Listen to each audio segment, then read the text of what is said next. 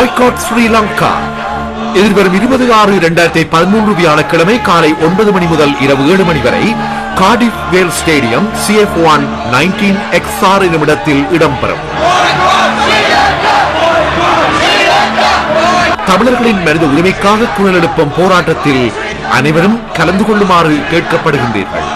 தொடர்புகளுக்கு London 07927023912 07956158453 07940114059 Coventry 07903842699 Birmingham 07927023912 Liverpool 07533381189 Nottingham 07950367479 Boycott Sri Lanka.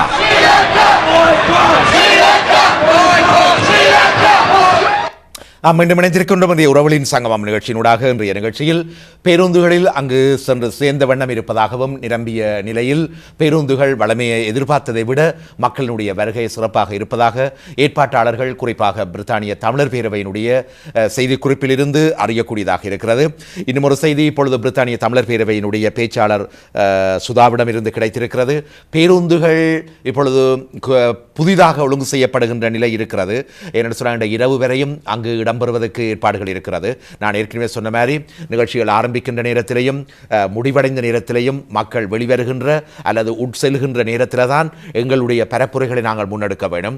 அமைதி வழியில் நாங்கள் சாத்விகமாக அங்கு நடைபெறுகின்ற இலங்கையில் நடைபெறுகின்ற அராஜகங்கள், கொடுமைகள், இன்றைக்கு போருக்கு பின்னரான எமது மக்களுக்கு எதிரான சித்திரவதைகள், காணி அபகரிப்புகள், இன்னொரு மனித உரிமை மீறல்களை நாங்கள் தெளிவாக மிக சிறப்பான முறையில் எங்களோட ஆளுமையோடு சாத்வீகமாக எங்களோட மக்களுக்கு கொண்டு செல்ல வேண்டிய தேவை இருக்குது. இன்றைக்கு இந்தியாவும் இலங்கையும் மோதுவதனால் நாங்கள் அங்கே முக்கியமாக சந்திக்கக்கூடிய மக்களை நாங்கள் அங்கே அவதானிக்கலாம். எனவே இதில் முடிகிற நேரத்தில், எனவே நேரம் போய்விட்டது என்று இல்லாமல் தயவு செய்து காலை வேலை செய்தவர்கள், காலை வேலைக்கு போனவர்கள் பின்பு போகக்கூடிய வாய்ப்பு இருக்கிறது. எனவே கூடுதலாக இன்னொரு தகவலை பிரித்தானிய தமிழர் பேரவை தருகின்றார்கள். யாராவது 7 சீட்டர்ஸ் அல்லது 9 சீட்டர்ஸ் வேன் வைத்திருப்பவர்கள், சிறிய மினி ரக வேன் வைத்திருப்பவர்கள் அதை பயன்படுத்தி செல்லக்கூடிய வாய்ப்பு இருக்கின்றது. அவ்வாறு செல்ல விரும்புபவர்கள் தயவுசெய்து இப்பொழுது திரையில காணும் தொலைபேசி இலக்கத்தோடு உடனடியாக தொடர்பு கொள்ளுங்கள். இப்பொழுது நாங்கள் திரையிலே பார்க்கலாம். அந்த பிரித்தானிய தமிழர் பேரவையினுடைய தொலைபேசி இலக்கம் இப்பொழுது ஏற்பாடு செய்யப்பட்டிருக்கிறது. இந்த தொலைபேசி இலக்கத்தை இப்பொழுது நீங்கள் உபயோகப்படுத்துங்கள். 079-27-02-39-12. மேலதிகமாக யாராவது செல்ல விரும்புபவர்கள், 7 சீட்டர்ஸ் 9 சீட்டர்ஸ் வேனோடு செல்ல விரும்புபவர்கள் தயவு செய்து உங்களுடைய வாகனத்தில் வேறு யாரையும் எமது நண்பர்களை, எமது உறவுகளை நீங்கள் ஏற்றுக்கொள்ள விரும்பினால் தயவு செய்து இந்த இலக்கத்தோடு தொடர்பு கொண்டிருந்தால் எங்களுடைய இன்றைய பிரியாண ஒழுங்குக்கு நீங்கள் உதவுவதாக அமையும். இது எங்களுடைய அன்பான வேண்டுகோள், ஒரு நட்புரிமையான வேண்டுகோள் என்று பிரித்தானிய தமிழர் பேரவை உங்களுக்கு அழைப்பு விடுகின்றார்கள். இதைவிட பேருந்துகள் மேலதிகமாக ஒழுங்கு செய்யப்பட்ட வண்ணம் இருக்கின்றன. இன்று இரவு வரை அங்கு அதாவது போட்டி இடம்பெறுகிறது. அதே நேரம் எங்களுடைய பரப்புரை போராட்டமும் அங்கு மைதானத்திலே வெளியிலே இடம்பெற இருக்கின்றது என்பதை அறிய தருகின்றோம். ஏற்கனவே பலர் சென்று சேர்ந்த வண்ணம் இருக்கிறார்கள். தனிய பிரித்தானியாவினுடைய லண்டனிலிருந்தோ அல்லது லண்டனுடைய புறநகர் பகுதிகளோ அல்லது இன்றைக்கு மிக நெருக்கமாக எமது தமிழர்கள் வாழ்கின்ற பர்மிங்ஹாம், காவென்ட்ரி, நாட்டிங்ஹாம், லிவர்பூல் போன்ற இடங்களில் இருந்தும் நாங்கள் ஏற்கனவே ஒழுங்கு செய்த பேருந்துகள் புறப்பட்ட வண்ணம் இருக்கின்றன. எனவே இன்றைக்கு ஒரு சிறப்பான ஈழ மக்களுடைய ஒன்றுபட்ட திரளான காட்சியை இன்றைக்கு சர்வதேசம் பார்க்க போகுது. இவர்கள் மீண்டும் எழுச்சி கொண்டு, மீண்டும் என்று நான் சொல்வது, தங்களுக்கு ஒரு இன்னல் நேர்ந்தால், தங்களுடைய உறவுகளுக்கு ஒரு பிரச்சனை என்றால் அவர்கள் ஒன்றாக நிற்கக்கூடிய இனம் என்பதை உணர்த்துகிறார்கள். இவர்களும் இன்றைக்கு விடிவு பெற்ற இனங்கள் போல இவர்களும் அந்த இனங்களுக்கு ஒரு முன்னுதாரணமாக எடுக்கலாம் என்பதை இன்றைக்கு சர்வதேசம் உணர்ந்து கொள்ளக்கூடிய வாய்ப்பு இருக்கும். இந்த நிலையில் இன்றைக்கு சர்வதேசம் எங்களுடைய பிரச்சனையை விரைவாக தீர்த்து வைப்போம், இது வளரவிடக்கூடாது என்பதை உணர்த்துவதற்கு நாங்கள் இவ்வகையான போராட்டங்கள் இப்ப இதுதான் களம் அமைத்து தருகிறது. எனவே இதை சிந்திப்போம், செயலாற்றுவோம். அந்த வகையிலே மீண்டும் அந்த தொலைபேசி இலக்கத்தை ஒரு முறை நாங்கள் தருகின்றோம். இப்பொழுது செல்ல விரும்புபவர்கள், இன்றைக்கு மதியத்துக்கு பின்பும் புறப்படுவ விரும்புபவர்கள் இந்த தொலைபேசி இலக்கத்தோடு தொடர்பு கொண்டு உங்களுடைய நீங்கள் வாழுகின்ற இடத்திலே இருந்து எவ்வாறு ஒழுங்குகள் செய்யப்பட்டுள்ளன என்பதை உங்களுக்கு அவர்கள் அறிய தருவார்கள். எனவே இந்த தொலைபேசி இலக்கத்தோடு நீங்கள் தொடர்புகளை பேணுங்கள். இப்பொழுது யாரும் இணைந்திருந்தால் அவர்களுடைய கருத்தை பதிவு செய்யலாம். வணக்கம் வணக்கம். ஹலோ ஹலோ, இணைப்பில் நிற்கிறீர்களா? இல்லை. எனவே உறவுகள் ஏற்கனவே இணைந்து கொண்டவர்கள் மீண்டும் இணைந்து கொள்ளலாம்.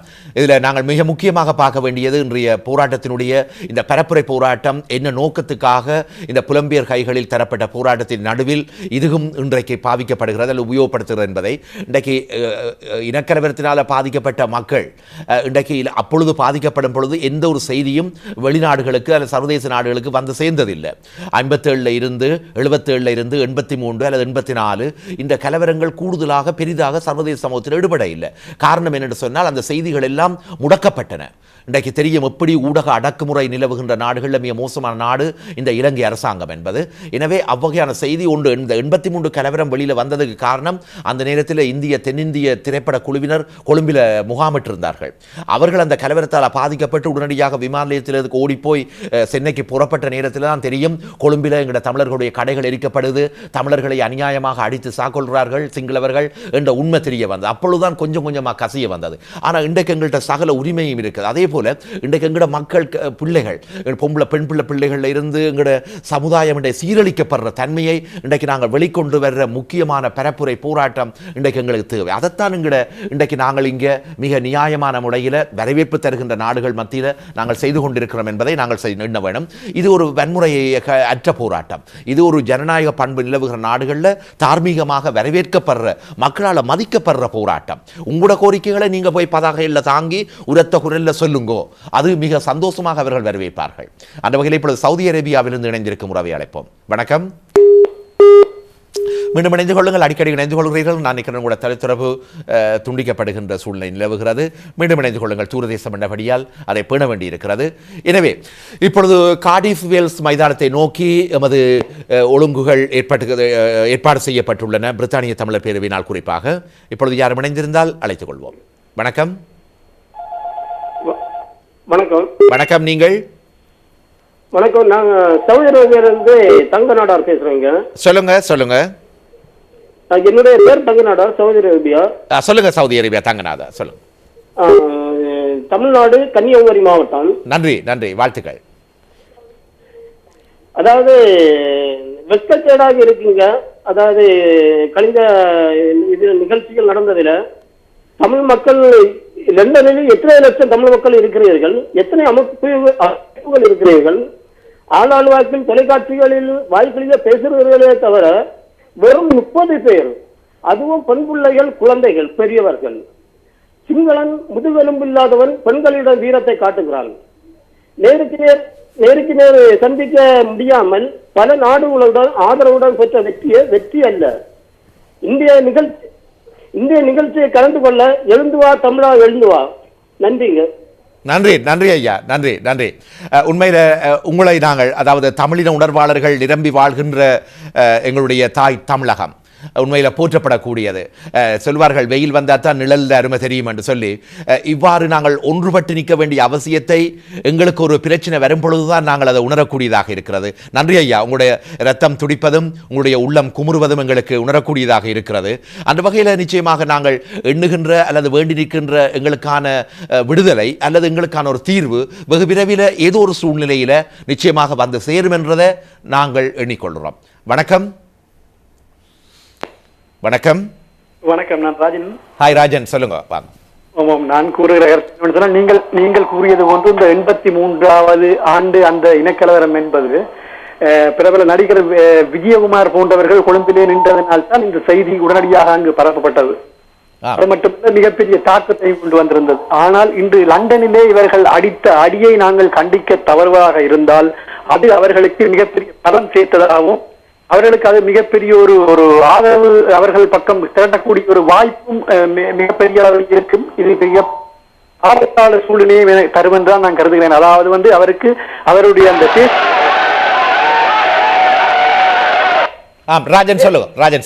அவருடைய இந்த பேஸ்புக் மூலமாக மிகப்பெரிய ஆதரவை திரட்டி இருக்கிறார். ஆகவே இந்த திரட்டு என்பது எதிர்காலங்களிலே எமக்கு மிகப்பெரிய ஆபத்தாக அமையக்கூடும் என்று நான் நினைக்கின்றேன். ஆகவேதான் எங்களுடைய பலத்தை மேலும் மேலும் பலமாக்க வேண்டும் என்று கூறி உங்களுக்காக அதாவது ஒரு ஒரு செய்தியை கூற ஆசைப்படுகிறேன். உதாரணத்துக்கு வயது போனவர்கள் அல்லது மூத்தவர்கள் அல்லது பெற்றவர்களை பொன்சரண்ட போர்வையிலே அழைத்து கனடா, இங்கிலாந்து, ஆஸ்திரேலியா போன்ற நாடுகளிலே நாங்கள் வீட்டுக்கு முடக்கி வைத்திருக்கிறோம். இவர்களை போன்றவர்களை கூட இந்த போராட்டத்துக்கு அழைத்து செல்வதன் மூலம் அல்லது செல்வதற்கு அனுமதிப்பதன் மூலமும் மிகப்பெரிய சாதனையை சாதிக்கலாம் என்று கூறிவிடப்படுகிறேன். நன்றி, வணக்கம். நன்றி ராஜா, நல்ல ஒரு விஷயத்தை கூறியிருக்கிறீர்கள். உண்மையில எங்களுக்கு அறிவுரைகளையும் பண்புகளையும் ஊட்டியவர்கள் அந்த பெரியவர்கள். இன்றைக்கு ஊரில் இருக்க ஒவ்வொரு அறிவுரைகளையும் புத்திமதிகளையும் எங்களுடைய எதிர்காலத்துக்கு தேவையான சில விஷயங்களை வித்திட்டவர்கள் எங்களுடைய பெற்றார்களாக இருக்கலாம் அல்லது பெரியவர்களாக இருக்கலாம். அவர்களை இன்றைக்கு நாங்கள் வீட்டில் பூட்டி வைக்கிறதும் உண்மையில் ஒரு பிரச்சனையான விடயம்தான். எனவே அவர்களை நாங்கள் வெளிக்கொணர வரக்கூடிய அல்லது அவர்களிடமிருந்து நல்ல ஒரு ஆதரவை பெறக்கூடிய சூழ்நிலையை இங்கு இயங்குகின்ற அமைப்புகள் ஒரு வித்தியாசமான நடவடிக்கை மூலம் அதை ஏற்படுத்துவது ஒரு நல்ல விடயம். சமூக நடவடிக்கை மூலம் அவர்களை நாங்கள் ஒரு சந்திக்கின்ற ஒரு மகாநாடு போல ஒரு மண்டபம் ஒன்றை அமைத்து நாங்கள் செய்வோம். எதிர்காலத்தில் அவ்வாறு செய்வோம். ஒவ்வொன்றும் பிரச்சனைகள் வரும் பொழுதுதான் நாங்கள் தீர்வை தேடும் பொழுதுதான் எங்களுக்கு ஒரு காலம் பிறக்கும்.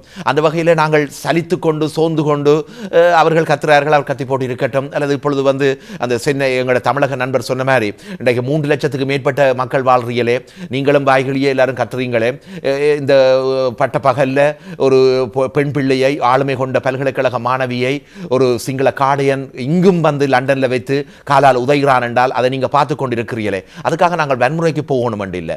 இன்றைக்கு கார்டிஃபியல்ஸ் மைதானத்தில் இன்றைக்கு ஒன்று திரள்ற காட்சியை நீங்கள் இன்னும் சில மணி நேரங்களில் எங்களோட தொலைக்காட்சியில் பார்க்க போறீங்க. இன்றைக்கு அந்த காட்சியில் இன்றைக்கு சிங்கள தேசமே உணரக்கூடிய அளவுக்கு இன்றைக்கு அங்கு இருக்கிற பக்ஷ குடும்பத்துக்கு செல்லக்கூடிய வாய்ப்பு கிடைக்கும் என்று நான் எண்ணுறேன். அதுதான் எங்களுக்கு தேவை.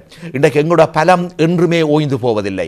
நீ இங்கு உள்ள சில கைக்கூலிகளை கூப்பிட்டு பேச்சுவார்த்தை நடத்தி எங்களிடம் சதிவேலைகளை நீ தீட்டி விடுவாயாக இருப்பாய், அது தவிடுபொடியாக்கப்படும் என்பதை இன்று எமது மக்கள் கூடி நிற்கின்ற கூட்டம் அல்லது ஒன்றுபட்ட பலம் அல்லது இன்றைக்கு பலவிதமான அமைப்புகள் இன்றைக்கு அங்கே போகுது. அதான் மிக மகிழ்ச்சிகரமான செய்தி. ஏற்கனவே பிரித்தானிய தமிழர் பேரவையினுடைய பேச்சாளர் சுதா சொன்ன மாதிரி இன்றைக்கு இதில் நாங்கள் பிரியாண ஒழுங்குகளையும் ஏற்பாடுகளையும் அங்கு மைதானத்தில் எவ்வகையாக கூடி நிற்க வேணும், பதாகைகளை தாங்க வேணும், எவ்வளவு அமைதியை பேண வேணும், எந்த விதமான வன்முறை பிரச்சனைகளை நாங்கள் ஈடுபடக்கூடாது என்பதை கட்டுப்படுத்தவும் கண்காணிக்கவுமே நாங்கள் அங்கே இருக்கிறோமே ஒழிய இங்கு பலவிதமான அமைப்புகளுடைய ஒன்று சேர்ந்த செயற்பாட்டோடு ஒருங்கமைப்போடு தான் இன்றைய போராட்டம் அரங்கேறுகிறது என்பதை சொல்லியிருக்கிறார். எனவே இங்கு நாங்கள் இன்றைக்கு எல்லா அமைப்புகளுமே இறங்கி இருக்கிறோம். நாங்கள் எல்லாம் எங்களோட லட்சியம் எல்லா அமைப்பு நாங்கள் பார்க்கிறோமே ஒழிய, அதுதான் பன்மையா இருக்கே ஒழிய, அமைப்புகள் என்று பன்மையா இருக்கே ஒழிய எங்களுடைய ஒரே லட்சியம் ஒருமைதான். லட்சியம் ஒன்றுதான், எங்களுக்கான விடுதலை. அதுதான், அதில் எந்த மாற்று கருத்தும் இல்லை. அதை நாங்கள் என்றுமே பறைசாற்றுவோம். அந்த வேலை இப்பொழுது இணைந்திருக்கும் உறவை அழைப்போம். வணக்கம். வணக்கம் ஜெகன். வணக்கம், இது பிரபு நோவிலிருந்து. வாங்க பிரபு, சொல்லுங்க. அதாவது எங்கள் பகைவர் எங்கோ மறைந்தார், இங்குள்ள தமிழர் கன்று என்று சொல்லி, அதாவது நாங்கள் இந்த சிங்கள மோடியாத்தனத்தை கண்டாவது அனைவரும் ஒன்றிணைய வேண்டும். அனைவரும் ஒன்றிணைவார்கள் நிச்சயமாக. அதில் எந்தவித கருத்து வேறுபாடும் இல்லை. அத்துடன் தமிழ் பேசும் முஸ்லிம் மக்களையும் தமிழ் மக்களுடன் இணையும்படி மிகவும் அன்பாகவும் பண்பாகவும் வேண்டிக் கொள்கிறோம். காரணம், இன்று முஸ்லிம் மக்களின் நேற்றும் வீடியோவில் பார்த்தேன், அதாவது சில மொஸ்குகளுக்குள் பூந்து அட்டாக் பண்ணி சாமான்கள் எல்லாம் எடுத்து தெரிஞ்சு கொளுத்தி அப்படியாக செய்தால் இனியாவது முஸ்லிம் மக்கள் உணர்ந்து தமிழ் மக்களுடன் சேர்ந்து இந்த ஒரு லட்சிய போராட்டத்தை எடுக்க வேண்டும். காரணம், எந்தவித அதாவது எத்தனை அமைச்சர், நீதி அமைச்சர் கூட இஸ்லாமியராக இருந்தாலும் கூட அவர்கள் அதை மதிப்பதாக இல்லை. எனவே இந்த சிங்கள மோடியாத்தனத்தை தமிழ் பேசும் மக்கள் அனைவரும் மற்ற மக்களுடன் சேர்ந்து இதை எதிர்க்க வேண்டும் என்பதில் எந்தவித கருத்து வேறுபாடும் கிடையாது. இலங்கை அரசாங்கம் கடனுள் மூழ்கி சிக்கி திணறிக் கொண்டிருக்கிறது. அந்த கிட்டத்தட்ட அரசாங்கம் ஒரு வங்குரோத்திலே அடைந்து கிரீஸ், போர்த்துகல், ஸ்பெயின் போன்ற நிலைக்கு வரும் சாத்தியக்கூறுகள் காணப்படுகின்றன. அதுதான் இந்தியாவையும் மிகவும் ஆத்திரத்துக்குள்ளாக்கி இருக்கிற இந்த காலகட்டத்தில் அவர்கள் இந்த வழிமுறைகளை பார்த்து தமிழ் மக்களை ப்ரொவோக் பண்ண பார்க்கிறார்கள், அதாவது தூண்டிவிட பார்க்கிறார்கள். எவரும் தமிழ் மக்கள் எவரும் வன்முறை பாவிக்க கூடாது. காரணம், இது எங்களுக்கு எண்ணெய் திரண்டு வரும் நேரம். இந்த சிங்கள மோடியாத்தனத்தை உலகம் அறிந்து கொள்வதற்கு ஒரு சரியான சந்தர்ப்பம். எனவே தமிழ் மக்கள் பொறுமையுடன் மகாத்மா காந்தியின் படங்களை தாங்கியபடி லண்டன் வீதிகளை முற்றுகையிட வேண்டும். அதாவது இந்த கிரிக்கெட் நடக்கும் மைதானத்துக்கு வெளியே எவருமே உள்ளே போகாத அளவுக்கு தடை செய்ய வேண்டும். என்று கேட்டுக்கொண்டு இந்த மகாத்மா காந்தியின் படங்களை பலர் கொண்டு வர வேண்டும் என்பது எனது வேண்டுகோள். அது நிச்சயமாக ஒரு பிரிட்டிஷ் மக்களுடைய ஒரு தாக்கத்தை. நன்றி பிரபு. பிரபு, நான் நீங்கள் சொன்ன விஷயத்தில் நான் ஒரு சின்ன திருத்தத்தை சொல்லலாம் என்று பார்க்கிறேன் கூட அனுமதியோட.